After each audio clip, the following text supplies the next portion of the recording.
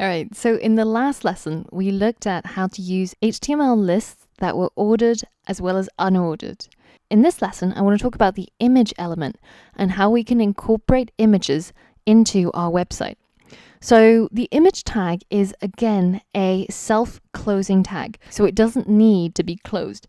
But for the image element, just providing an image tag isn't enough. You also need to specify the source, and that's the source of the image that will be displayed.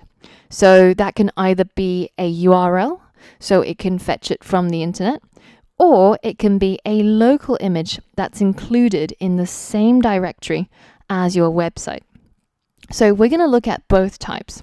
But the first thing I'm going to do is I'm going to look for an image of myself online, and let's have a look to see if there's any images that are actually me. Oh, there we go. So I've already found one.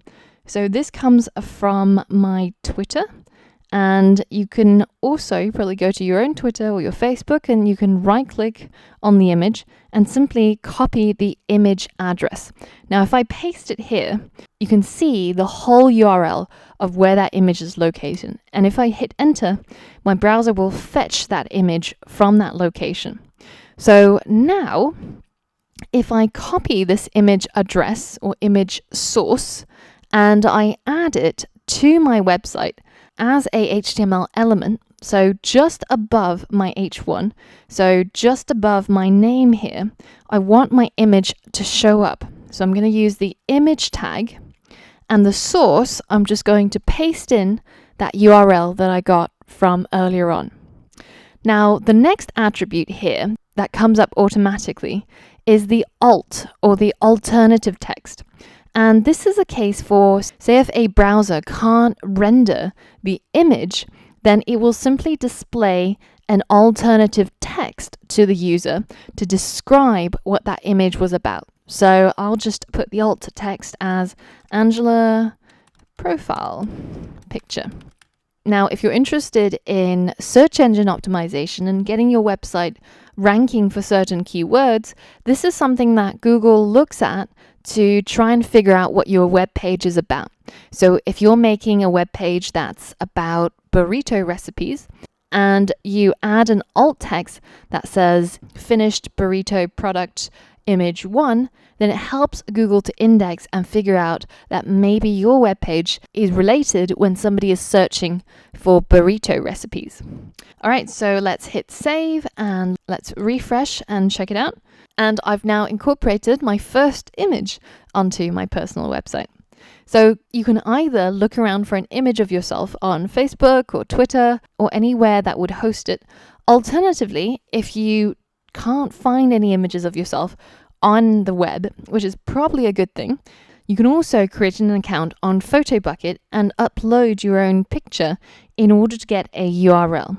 And after you do so, you can simply click on the image and right-click to copy the image address and paste it into your source between the quotation marks. It will work exactly the same.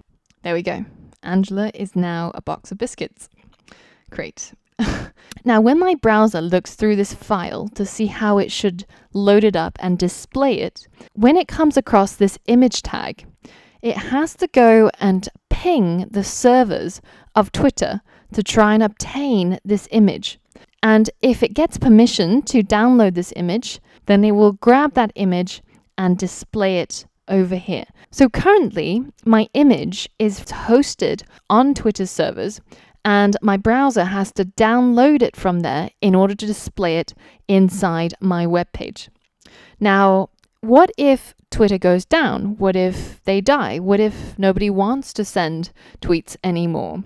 Well, then their server is going to be shut down, and my image will no longer be available for download, and you will instead end up with something that looks a little bit like this. And you might have come across it in the past when you've been loading up websites. It means that the image is no longer available or is no longer hosted at the address that's specified in the source. So in order to remove our reliance on Twitter, we can also put an image into our folder HTML personal site and refer to it inside our source. So let's go ahead and do that.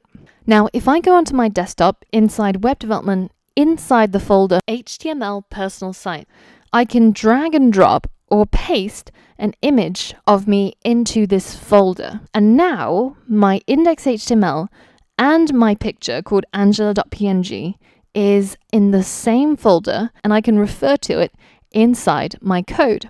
So instead of using a web address as the source of my image, I can simply refer to the file name because they are at the same level. So index.html and angela.png are at the same hierarchical level. They're both inside my site. Now, if I had an images folder and I put my image into there, then I would have to add a path to get there. So it would be something like this. Now, both ways work, and you can do it either way you like. And now, if you hit save and you go to my site, you'll notice this image change from square, which is what it got from Twitter, to circular, which is what it got from my local file. And there we go. We've managed to brighten up our homepage by adding an image of ourselves to the top of it using the image tag. And we've started to look at these HTML attributes. And you can see that every single HTML element in the MDN reference also has a section on attributes. And we're really only touching the surface here because there's other attributes that you can add to the image element or most other elements that you decide to use. And we're going to be looking at these attributes as we come across them for different HTML elements. Now, in the next lesson, we're going to be looking at anchor tags and how we can start adding links into our website and how we can create new pages that can be linked to from our homepage. So for all of that and more, I'll see you on the next lesson.